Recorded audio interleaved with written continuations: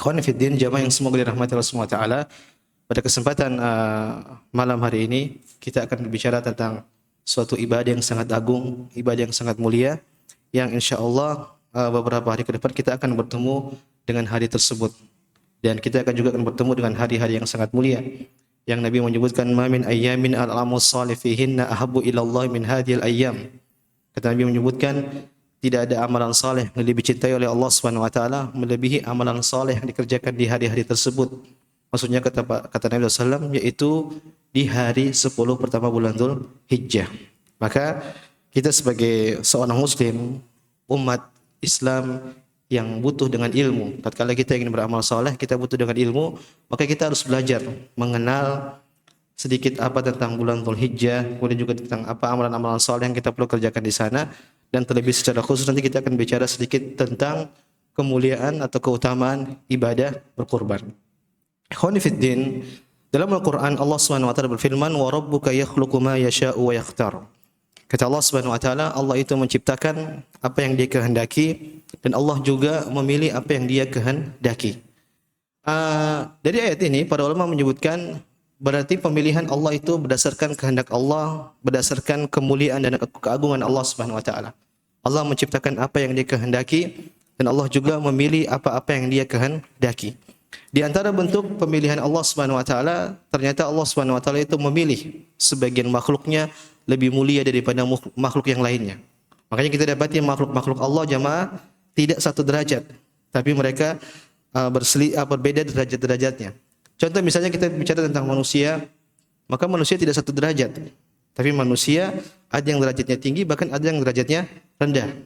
Dan manusia yang paling mulia, kita sepakat bahwasanya mereka lah para anbiya dan para rasul. Allah Subhanahu wa taala berfirman, "Allahu yastafi minal malaikati rusulan wa minan nas." Kata Allah Subhanahu wa taala, Allah lah yang memilih dari hamba-hambanya rasul dari kalangan nabi atau dari kalangan manusia dan juga kalangan malaikat.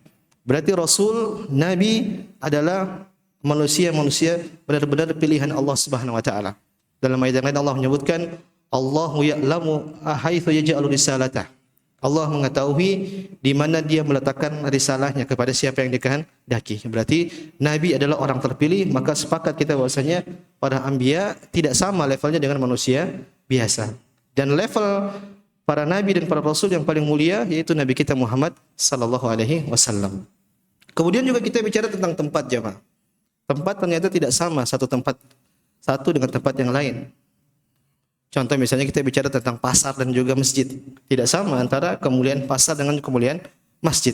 Demikian juga masjid terkadang berbeda dengan masjid-masjid yang lainnya. Dan sepakat para ulama mereka menyebutkan bahwasanya tempat yang paling mulia yang paling dicintai oleh Allah Subhanahu wa taala apa jamaah? Kota Mekah dan apa yang di dalam kota haram. Nabi SAW pernah bersabda, "Innaki la khairu ardillah wa habbul ardi ila Allah." Kata Nabi SAW, wahai kota Mekah, kau ini adalah bumi yang terbaik dan bumi yang paling dicintai oleh Allah Subhanahu wa taala. Laula ukhrijtu ma kharajtu minki. Kalau saya tidak diusir, saya tidak bakal keluar dari kota Mekah. Hanya saja saya diusir oleh orang Quraisy sehingga saya harus keluar menuju kota Madinah supaya menyelamatkan jiwa dan agama Nabi Muhammad sallallahu alaihi wasallam. Jadi tempat pun berbeda-beda. Jadi Masjidil Haram atau kota Mekah tidak sama dengan Tangsel, beda jauh. Kita beramal soleh di Tangsel dan kita beramal soleh di kota haram, amalannya berbeda. Demikian juga dengan waktu jamaah. Waktu pun Allah Subhanahu wa taala pun memilih. Ternyata ada waktu-waktu di sana yang lebih spesial daripada waktu-waktu yang lainnya. Makanya para ulama tatkala mereka bicara tentang waktu, mereka menyebutkan bulan terbaik apa jamaah? Bulan Ramadan. Atakum Ramadan syahrun mubarak, kata Allah, kata Nabi sallallahu alaihi wasallam. Telah datang kepada kalian bulan Ramadan, bulan yang penuh dengan keberkahan. Sepakat bulan terbaik adalah bulan Ramadan. Kemudian mereka bicara tentang hari. Maka hari terbaik kata para ulama yaitu hari apa? Jumat. Nabi SAW pernah bersabda, "Inna yaumal jum'ati sayyidul ayyam." Sesungguhnya hari Jumat itu adalah pemimpinnya hari-hari. Wa a'zamuha indallah. Dan hari Jumat itu adalah hari yang paling agung di sisi Allah Subhanahu wa taala. Kemudian para ulama lebih khusus lagi, mereka berbicara tentang malam. Maka malam terbaik sepakat mereka menyebutkan apa? Malam Lailatul Qadar. Lailatul Qadri khairun min alfi syahr, kata Allah. Malam Lailatul Qadar itu lebih baik daripada 1000 bulan. Demikian juga tatkala mereka bicara tentang siang, ternyata ada siang hari terbaik jemaah. Ada siang hari terbaik. Dan para ulama tatkala mereka menjelaskan apa siang hari terbaik, mereka menyebutkan adalah 10 hari pertama dari bulan Dzulhijjah. Yang tidak lama lagi kita akan bertemu dengan hari-hari tersebut. Bahkan mereka menyebutkan jemaah, kalau mau dibandingkan 10 hari pertama bulan Dzulhijjah siangnya, kalau kita mau compare dengan bulan Ramadan, kata para ulama, lebih mulia 10 hari pertama bulan Dzulhijjah. Dalilnya apa? Nabi menyebutkan, "Ma min ayyamin al-amalu shalih fihinna ahabbu ila Allah min hadhil ayyam."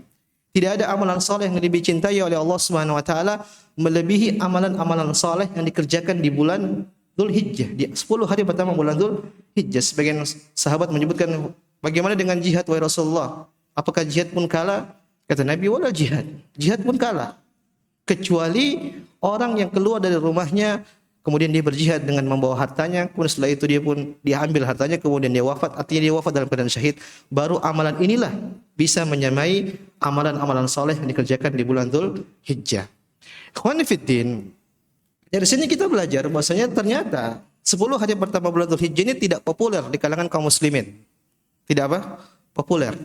Kalau bulan Ramadan sungguh populer, banyak persiapan-persiapan. Bahkan urusan-urusan duniawi pun orang persiapkan. Misal di TV udah ada mulai iklan sirup, iklan sarung, apa lagi jemaah? Macam-macam.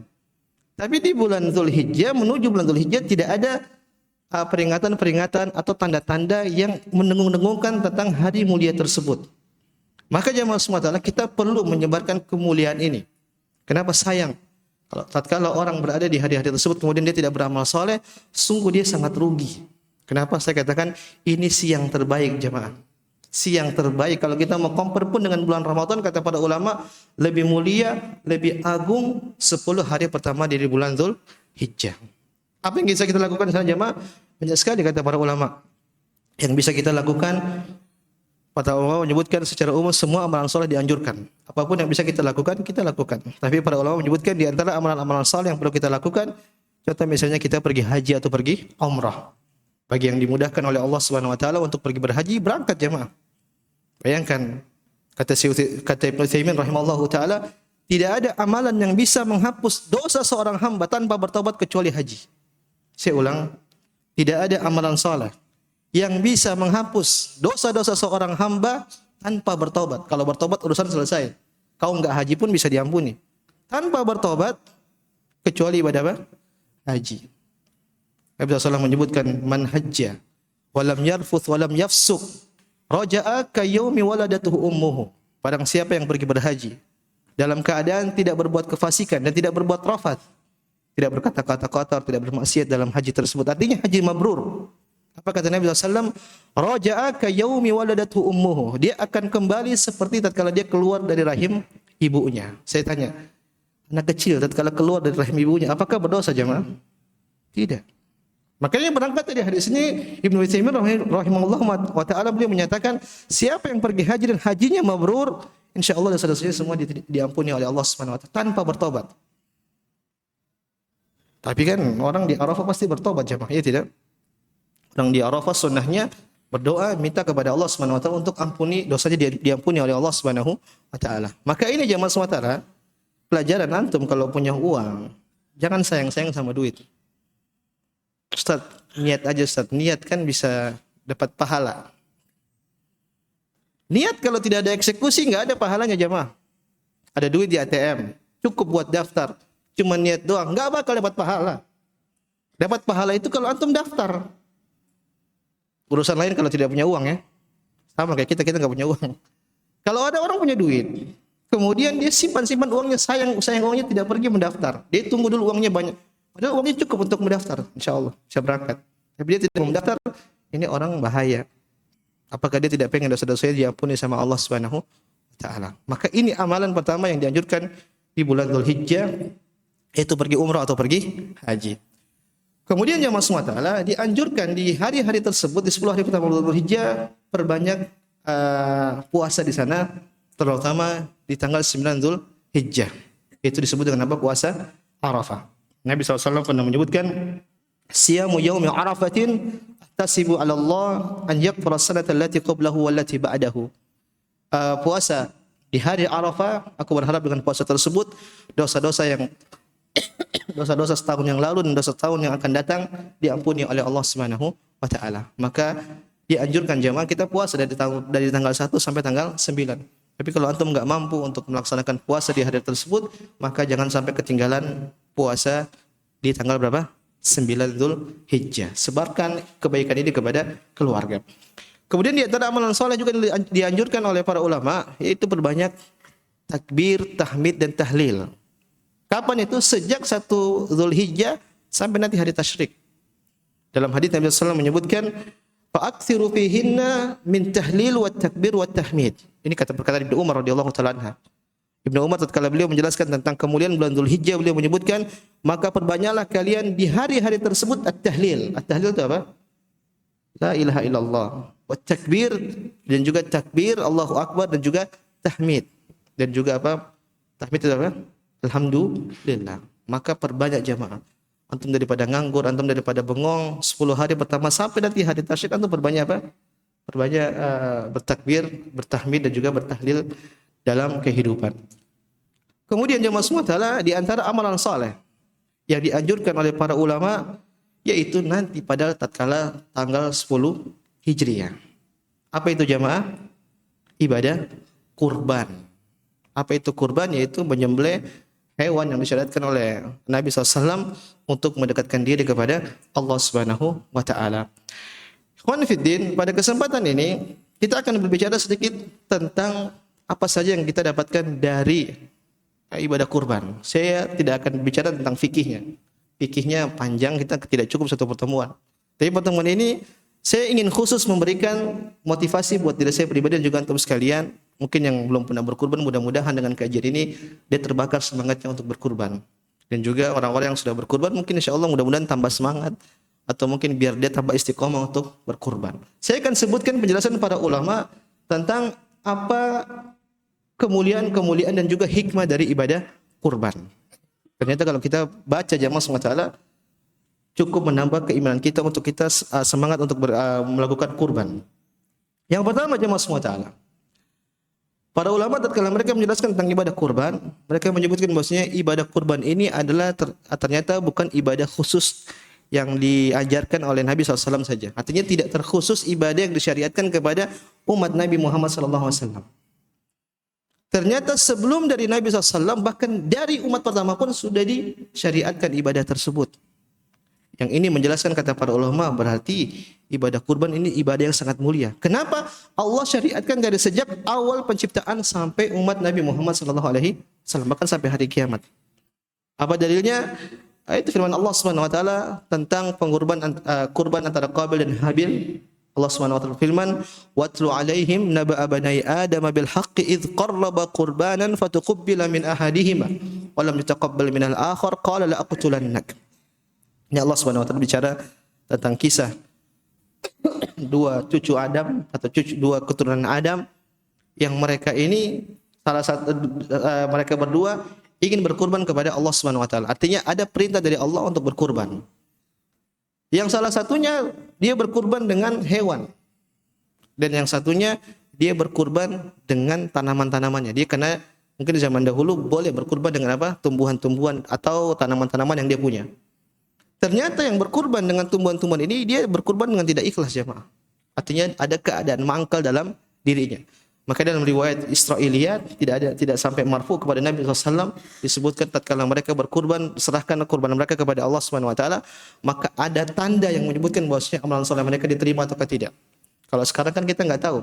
Kita beramal saleh, kita kurban diterima atau tidak, kita tidak tahu. Kita hanya tahu sah saja. Tapi di situ bernilai pahala atau tidak kita enggak tahu. Tapi di zaman itu tatkala Qabil dan Habil Allah perlihatkan Allah terima atau tidak, yaitu berupa api yang membakar. Tatkala api membakar tumbuhan, maka ini tanda bahwa tumbuhan tersebut tidak diterima. Maka salah satu dari mereka pun dihasad kepada saudaranya yang kurbannya diterima, maka dia bunuh saudaranya tersebut. Ini dalil kata para ulama bahwasanya berarti ibadah kurban itu sudah ada sejak Nabi Adam alaihissalam. salam. Berarti di ibadah yang sangat mulia. Ditambah lagi diperkuat dari firman Allah Subhanahu wa taala yang lain dalam surat Al-Hajj. Allah Subhanahu wa taala berfirman, "Wa likulli ummatin ja'alna maskanan." Mansakan. Saya ulang kata Allah Subhanahu wa taala, "Wa likulli ummatin ja'alna mansakan." Dan setiap umat kata Allah Subhanahu wa taala, kami jadikan kepada mereka ibadah kurban. Berarti dari ayat ini kita paham setiap umat akan disyariatkan namanya ibadah kurban. Sekali lagi ini menjelaskan bahwa ibadah kurban berarti ibadah yang sangat agung. Sama seperti salat. Salat pun Allah pun perintahkan bukan hanya khusus pada umat Nabi Muhammad SAW. Bahkan jauh dari umat Nabi SAW pun mereka juga salat. Hanya saja tafsir dari salatnya kan berbeda antara salat kita dengan salat umat-umat terdahulu. Demikian juga puasa. Allah mengatakan, "Ya ayyuhalladzina amanu kutiba alaikumus siyamu kama kutiba alal ladzina min qablikum la'allakum tattaqun." Kata Allah, wahai orang beriman, telah diwajibkan kepada kalian berpuasa sebagaimana telah diwajibkan kepada umat-umat terdahulu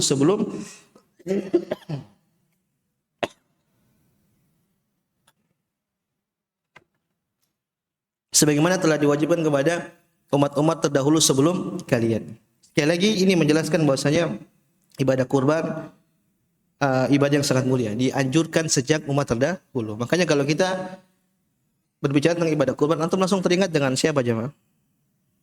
Nabi Ibrahim dan Nabi Ismail alaihimas salam. Berarti kan sebelum dari Nabi Muhammad sallallahu alaihi wasallam. Ini keutamaan pertama dari ibadah kurban. Keutamaan kedua jemaah yang semoga dirahmati Allah Subhanahu wa taala, para ulama menyebutkan kurban itu adalah syiar tauhid. Kurban itu adalah syiar tauhid. Oleh karenanya jemaah semua, kurban ini juga pun disukai sama syaitan. Kenapa syaitan ingin menipu manusia sehingga mereka menyerahkan syiar tersebut kepada selain Allah Subhanahu wa taala. Kita dapati praktek masyarakat jemaah semua, enggak tahu zaman sekarang masih ada atau tidak. Mereka pun masih berkurban kepada selain Allah Subhanahu wa taala. Ada yang kurban hewan, bahkan ada yang mungkin kurban sampai kurban manusia. Yang populer ada namanya sedekah apa? Sedekah laut. Namanya sedekah laut, tapi itu mubazir. Ini kasih kita yang makan. Ini syirik ya, Pak. Nyembelih untuk diserahkan kepada laut. Ikhwan, jangankan sapi, jangankan kambing, jangankan ayam. Makhluk yang kecil pun kalau antum serahkan kepada selain Allah, antum niatkan kepada selain Allah, maka itu terjatuh dalam kesyirikan. Dalam sebuah hadis Nabi SAW bersabda kepada para sahabatnya, "Dakhalul jannata rajulun fi dzubabin wa dakhalan nar rajulun fi dzubabin." Ada orang kata Nabi SAW yang masuk surga gara-gara lalat dan juga masuk neraka gara-gara apa? Lalat. Maka para sahabat tanya, "Kaifa dzalika ya Rasulullah?" Bagaimana caranya kok tiba-tiba orang masuk neraka, masuk surga gara-gara lalat? Maka Nabi cerita, "Marrajulani ala qaumin." Ada dua orang, mereka berjalan menyusuri suatu kaum, yang kaum tersebut lahum sanam. Yang kaum tersebut mereka punya berhala. La yamurru bihi ahadun hatta yuqarriba lahu syai'a. Siapa yang mau lewat perkampungan ini harus nyerahin sesembelihan kepada berhala yang mereka miliki tadi. Saya ulang, ada dua orang lewat pengen jalan, kemudian mereka melewati suatu perkampungan yang perkampungan ini punya berhala. Maka ketentuan kaum ini mereka menyebutkan siapa pengen lewat kampung kita harus sembelih dulu, apapun terserah untuk berhala kita. Maka dua orang ini dicegat. Maka mereka pun disuruh qarrib, berkurban untuk berhala kami. Yang satu mengatakan laisa indi syai'un uqarribu, saya enggak punya apa-apa untuk saya kurbankan untuk berhala kalian. Maka orang-orang itu pun mengatakan qarrib walau dzubaban. Kau kurban meskipun hanya dengan apa? Lalat. Faqarraba dzubaban fadakhalan nar. Maka dia pun berkurban dengan lalat, akhirnya dia bisa lewat, tapi pada ujungnya dia mati, dia masuk apa? Neraka. Yang satu ditanya, wa qala li akhar. Mereka berkata kepada yang satunya lagi, belum dibunuh, belum dikasih lewat. Fardib, kau berkurban untuk berhala kami. Kata dia, ma kuntu li uqarriba ili ahadin syai'an dunallah azza wajalla. Kata dia, saya enggak akan berkurban dengan apapun kepada selain Allah Subhanahu wa taala. Artinya dia enggak mau dengan apapun meskipun dengan lalat. Fadarabu unuqahu fadakhalan nar. Maka orang ini pun dibunuh, kemudian fadakhalal jannah. Orang ini pun dibunuh, kemudian dia masuk ke dalam surga. Bayangkan gara-gara lalat, ada orang bisa masuk surga, ada orang bisa masuk. Ada kesalahan pemahaman jemaah semua taala dari hadis ini. Disampaikan oleh sebagian orang, mereka menyebutkan bahwasanya ini masuk neraka gara-gara meremehkan berkurban dengan lalat. Dari anggapan peremehan, cuma lalat doang kok. Enggak, dia masuk neraka bukan karena peremehan tersebut. Tapi dia masuk neraka bukan karena remeh dengan lalat tersebut. Tapi benar-benar dia masuk neraka gara-gara menyembelih itu. Paham maksud saya? Ada sebagian ustadz salah paham. Dia terjemahkan ayat hadis ini, dia menyebutkan ini dia masuk neraka gara-gara remeh. Kata dia, cuma dengan lalat doang kok. Ternyata bukan karena itu. Memang karena benar-benar dia menyembelih kepada selain Allah, meskipun bukan dengan lalat, apapun itu pasti dia masuk neraka jahanam. Jadi bukan karena menganggap remeh lalat itu, enggak, tapi gara-gara penyembelihan tersebut. Paham jemaah maksud saya? Dari sini kita paham jemaah SWT bahwasanya penyembelihan itu adalah ibadah yang sangat dicintai oleh Allah Subhanahu wa taala. Karena ini merupakan syiar tauhid yang kapan seorang menyerahkan kepada selain Allah, maka dia terjatuh dalam kesyirikan. Makanya para ulama menyebutkan jemaah, ibadah kurban itu harus disiarkan, harus diperlihatkan. Apa dalilnya? Allah menyebutkan walikulli ummatin ja'alna mansakan liyadhkuru ismallah. Kata Allah Subhanahu wa taala, Allah jadikan setiap umat itu syariat kurban liyadhkuru ismallah, agar mereka mengucapkan bismillah. Artinya ucapan tersebut benar-benar diungkapkan secara terang-terangan. Maka kalau antum berkurban, jangan berkurban sembunyi-sembunyi. Berkurban di hadapan orang. Bahkan kalau kita lihat zaman dahulu, sang khalifah pada salaf dahulu, mereka biasanya habis salat langsung mereka nyembelih, setelah salat langsung di tempat salat mereka. Artinya ibadah tersebut memang benar-benar syiar yang harus diperlihatkan kepada masyarakat. Sebagaimana kita salat kita syiarkan, adzan pun kita syiarkan, demikian juga kata para ulama, ibadah kurban juga harus apa? Syiarkan. Dzalika wa man yu'azzim sya'airallah fa innaha min taqwal qulub. Kata Allah Subhanahu wa taala, barang siapa yang mensyiarkan, mengagungkan syiar Allah Subhanahu wa taala, maka itu merupakan tanda dari ketakwaan hati seseorang. Maka dari sini kita paham ibadah kurban menjadi mulia karena dia adalah syiar apa? Tauhid. Saking dicintainya sama Allah Subhanahu wa taala, sampai-sampai setan pun ingin mengelabui manusia untuk menarik manusia untuk menyerahkan ibadah tersebut kepada selain Allah Subhanahu wa taala. Yang ketiga jemaah semua taala, ibadah kurban adalah ibadah terbaik yang dari berjenis harta. Artinya para ulama menyebutkan ibadah itu beragam jemaah. Ada yang ibadah dari sisi harta, ada ibadah dari sisi badan, ada yang ibadah yang menggabung harta dengan apa? Dengan badan. Maka kalau kita bicara tentang ibadah harta terbaik, Ibnu Qayyim menyebutkan ibadah kurban. Makanya dalam Al-Quran Allah menggabungkan dua amalan terbaik, yaitu amalan amalan ibadah terbaik, ibadah salat, ibadah badan terbaik, dan ibadah harta terbaik. Saya ulang, ibadah kurban itu adalah ibadah harta terbaik. Ibadah itu macam-macam, ada yang ibadah bersifat harta, ada yang bersifat badan, ada yang menggabungkan antara harta dan badan. Ibnu Qayyim menyebutkan bahwasanya ibadah harta terbaik itu apa? Kurban. Makanya dalam Al-Quran Allah menggabungkan antara ibadah badan terbaik dan ibadah harta terbaik. Allah Subhanahu wa taala menyebutkan fasholli li rabbika wanhar. Kata Allah Subhanahu wa taala, inna a'tainakal kautsar, wahai Muhammad, kami telah memberikan kepada engkau al-kautsar. Itu laga di kautsar di surga nanti. Ada yang menyebutkan juga bahwa al-kautsar itu adalah nikmat yang sangat banyak Allah berikan kepada Nabi SAW. Maka sebagai bentuk syukur kata Allah Subhanahu wa taala, fasholli li rabbika wanhar. Maka salatlah dan juga berkurbanlah.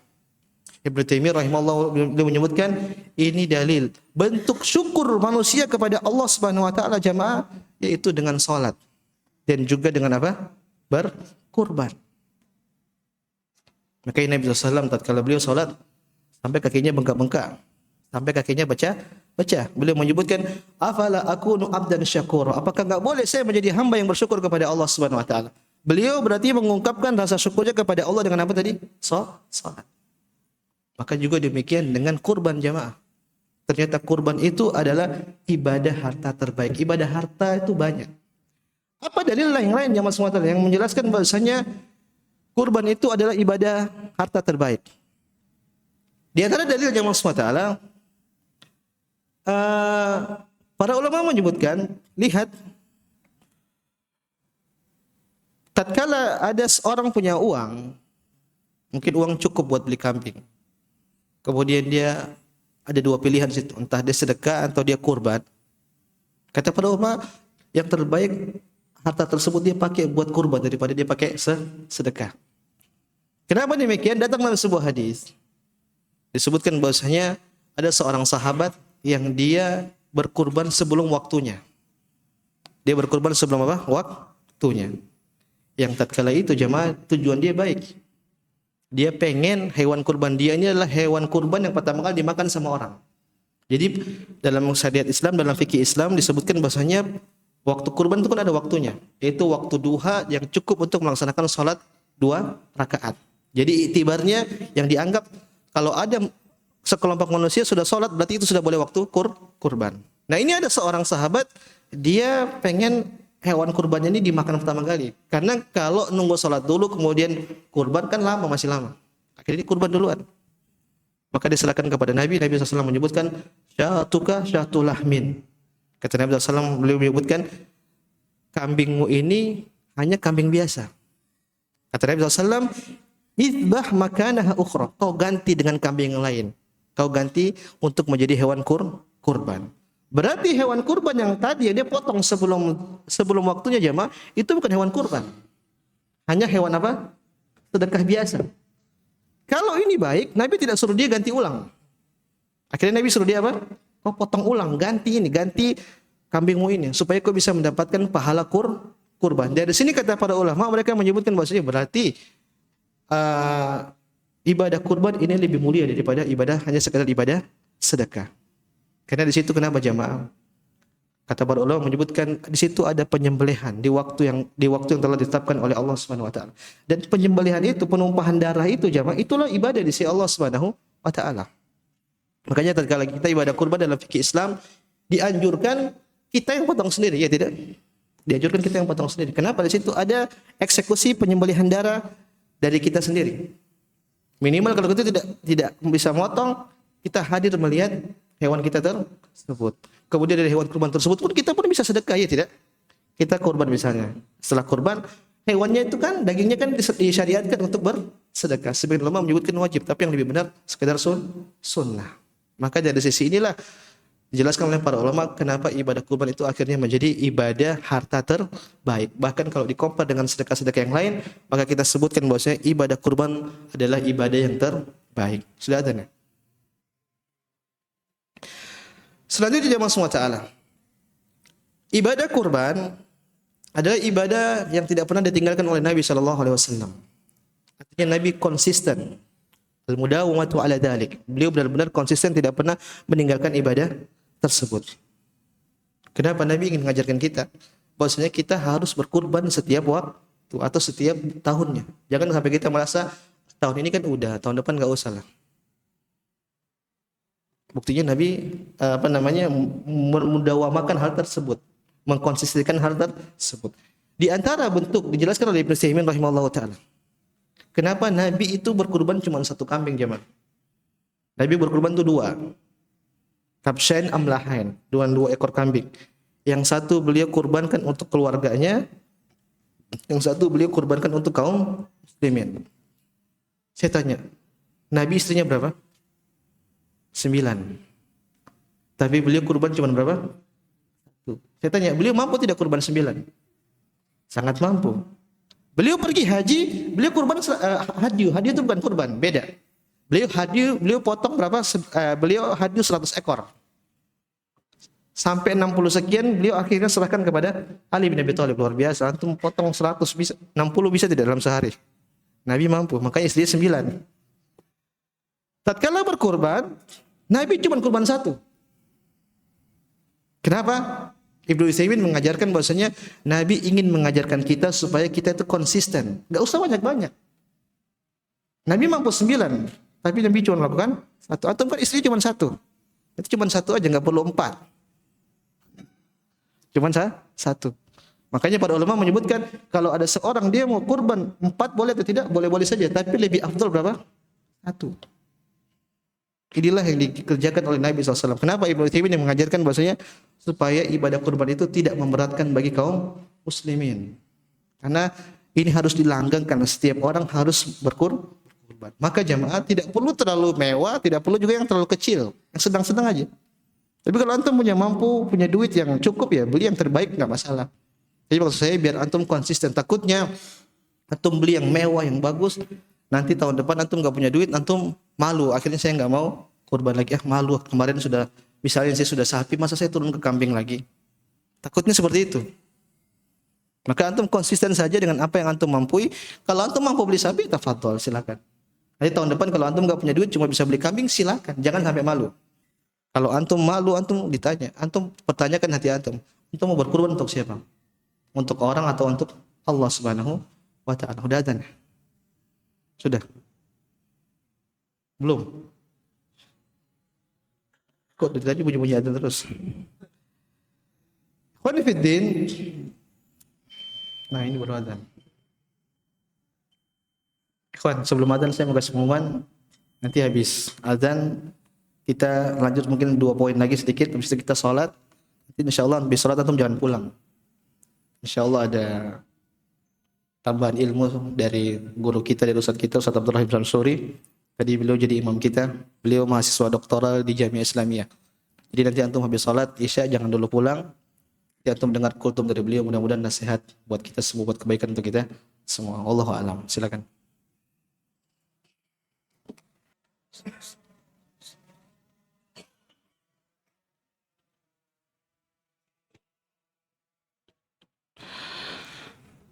Alhamdulillahirabbil alamin wassalatu wassalamu ala tamanil akmalani alal mab'uutsi rahmatan lil alamin wa ala alihi wa ashabi ajmain. Ikhwani fiddin, tadi beberapa poin saya sudah sebutkan, saya ingin tambah lagi 2 poin berkaitan dengan kemuliaan didapatkan oleh seorang tatkala dia berkurban, dan juga mungkin bisa saya sebutkan sebagai hikmah dari ibadah kurban. Disebutkan oleh para ulama bahwasanya kurban ini adalah tanda atau bukti ketakwaan seorang hamba kepada Allah Subhanahu wa taala. Artinya klaim takwa itu bisa dibuktikan dengan apa? Berkurban dengan kepada Allah Subhanahu wa taala. Allah Subhanahu wa taala berfirman dalam Al-Qur'an, "La yanalallaha luhumuha wala dima'uha, walakin yanaluhu taqwa minkum." Kata Allah Subhanahu wa taala, tidak akan sampai daging-daging hewan kurban kalian, darah-darah hewan kurban kalian kepada Allah Subhanahu wa taala. Walakin yanaluhu taqwa minkum.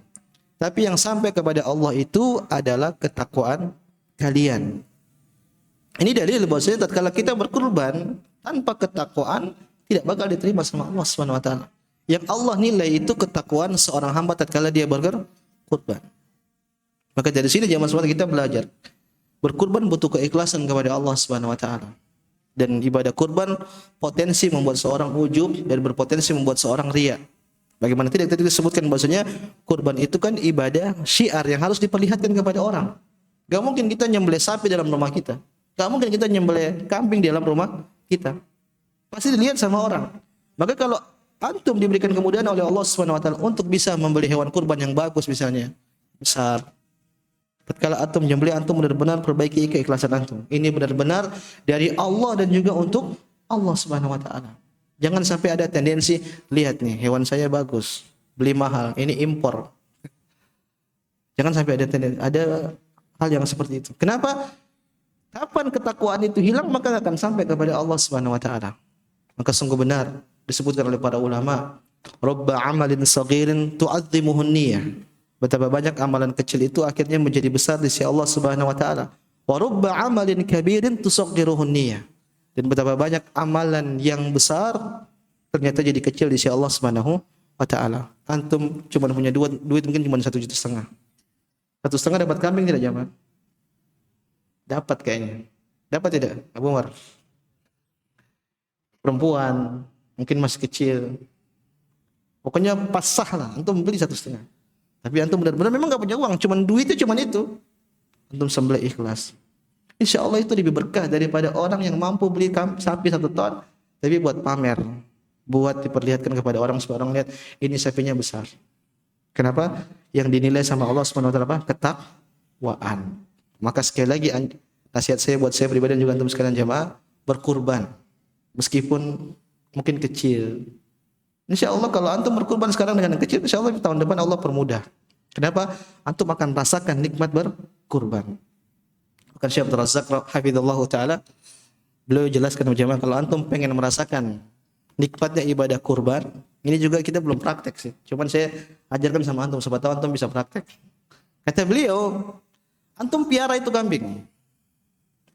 Mungkin antum beli dari kecil, terus antum piara, antum kasih makan, sampai nanti dia besar, waktunya kurban antum sembelih kurban kambing tersebut. Itu rasanya lebih beda daripada antum sekedar beli di pinggir jalan.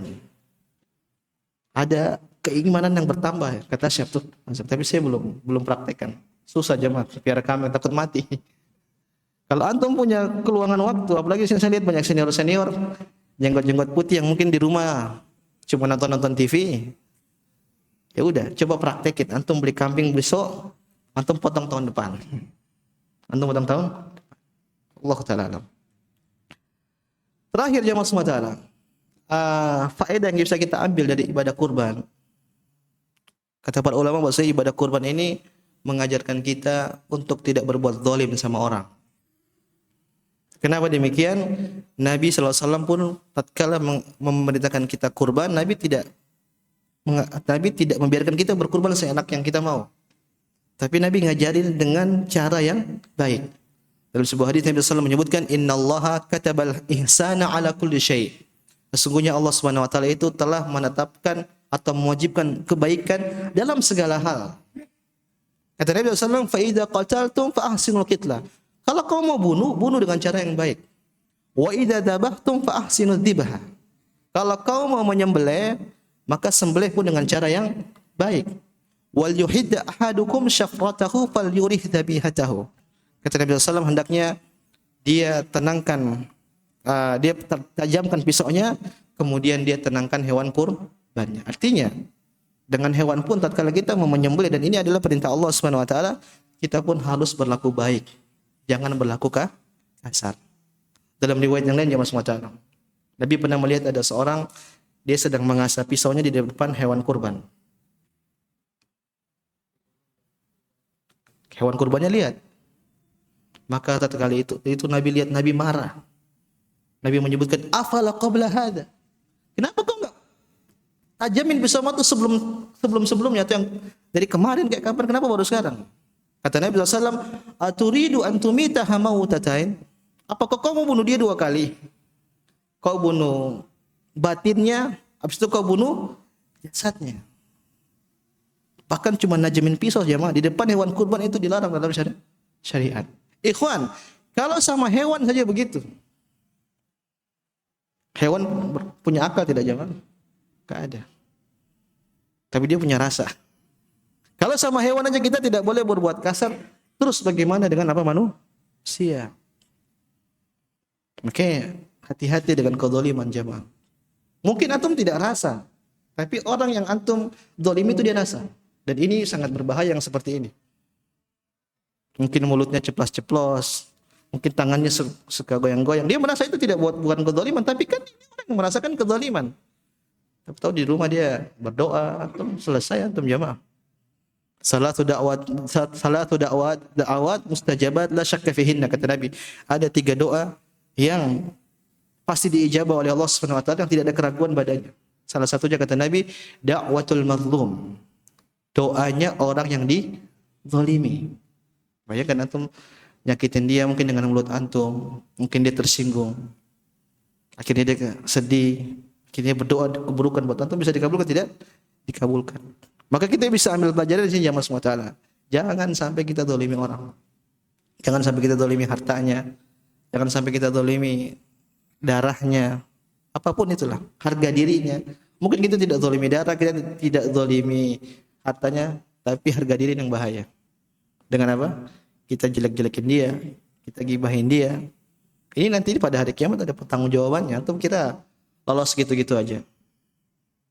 Kata Sufyan Ats-Tsauri, kau bertemu dengan Allah dengan membawa 70 dosa itu lebih ringan daripada kau bawa satu dosa antara kau dengan siapa? Manusia. Artinya kau bawa 70 dosa antara kau dengan Allah, ini perkaranya masih lebih ringan. Berat juga tapi masih lebih ringan dibanding kau bawa satu dosa atas urusan kau dengan manusia. Kenapa? Allah hukum asalnya Maha Pengampun.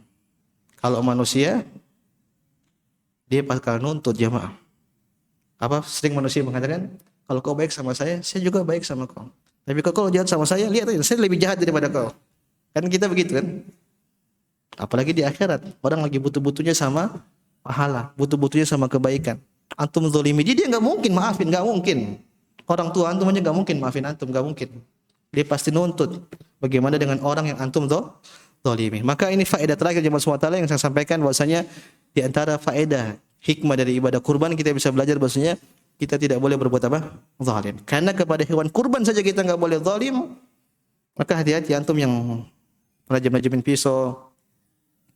Allahu alam benar atau tidak? Sebagian saya kemarin dapat video mereka menyebutkan bahwasanya hewan kurban yang panik itu rasanya nggak enak. Dia merubah apa namanya? Merubah tekstur daging apa gimana? Wallahu alam saya juga tidak tahu. Jangan-jangan antum potong kambingnya bau gara-gara mungkin dia panik. Jangan-jangan. Hati-hati. Nggak tahu itu benar apa tidak, tapi pada intinya nggak boleh kita apa? Bikin hewan apa panik. Allah Ta'ala jamaah semua taala ini yang bisa kami sampaikan. Mudah-mudahan bermanfaat bagi saya pribadi dan antum sekalian. Kalau ada benarnya tentang Allah Subhanahu wa taala, kalau salahnya saya mohon maaf sekali lagi. Habis ini jangan dulu pulang jamaah. Ada faedah insyaallah akan disampaikan. Yang bisa kami sampaikan mudah-mudahan bermanfaat bagi saya pribadi dan antum sekalian. Subhanakallah bihamdik asyhadu an la ilaha illa anta astaghfiruka wa atubu ilaik. Assalamualaikum warahmatullahi wabarakatuh.